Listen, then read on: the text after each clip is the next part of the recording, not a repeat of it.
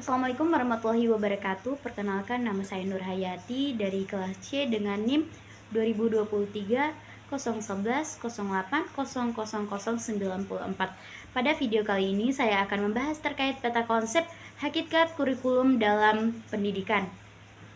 Sebelum lanjut ke pembahasan apa itu hakikat kurikulum, perlu kita ketahui bahwa kurikulum ini diibaratkan sebagai papos, yang dimana papos ini akan mengirimkan surat-surat dari arah tujuannya akan dibawa kemana surat tersebut dan dengan cara apa papos mengantarkan surat tersebut.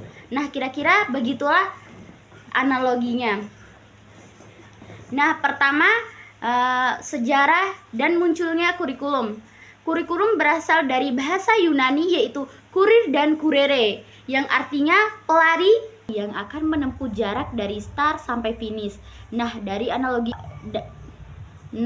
analogi itu kita pindahkan menjadi konsep kurikulum itu menjadi sebuah serangkaian mata pelajaran yang harus dicapai oleh peserta didik untuk mencapai suatu ijazah, dan itu adalah konsep yang paling tradisional atau paling lama. Seiring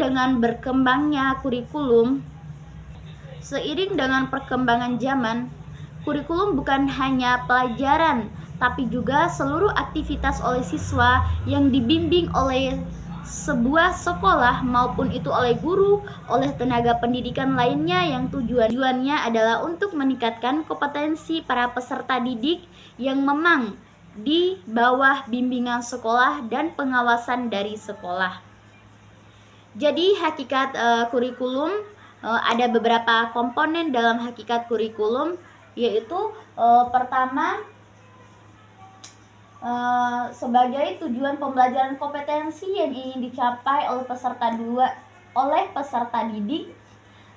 Kedua, ada isi atau materi pelajaran yang diajukan di setiap pendidikan sebagai evaluasi pembelajaran dan metode. Ada yang bicara kurikulum itu sebagai tujuan untuk mencapai visi, kompetensi yang ingin dicapai. Kemudian juga kurikulum sebagai aktivitas yang tadi berisikan pengalaman-pengalaman yang dilakukan peserta didik di bawah arahan dan bimbingan guru dan sekolah.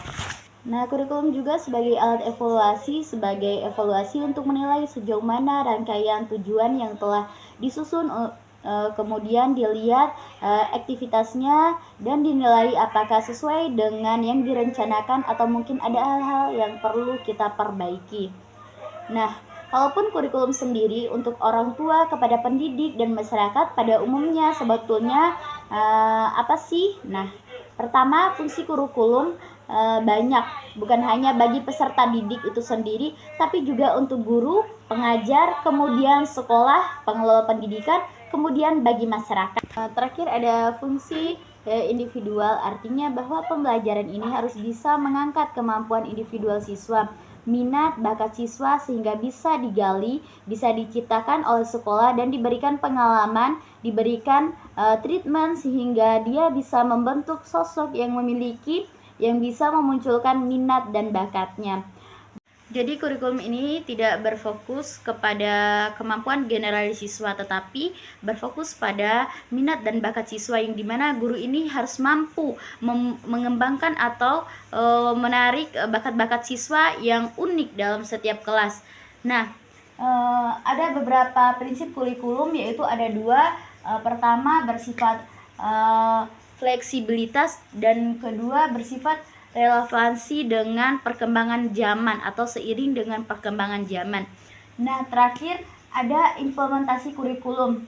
Nah, apa saja sih tantangan dalam implementasi kurikulum? Nah, pertama, kurangnya sumber daya guru yang memiliki keterampilan. Kedua, kesulitan adaptasi dengan teknologi. Tidak semua guru sekarang ini mampu menguasai teknologi. Nah, terakhir ada perbedaan kondisi daerah. Nah, tidak semua daerah itu memiliki teknologi yang memadai. Misalnya di daerah terpencil tidak memiliki jaringan, wilayah ataupun daerah. Jadi itulah seputaran tentang apa itu hakikat pendidikan dalam hakikat kurikulum dalam pendidikan.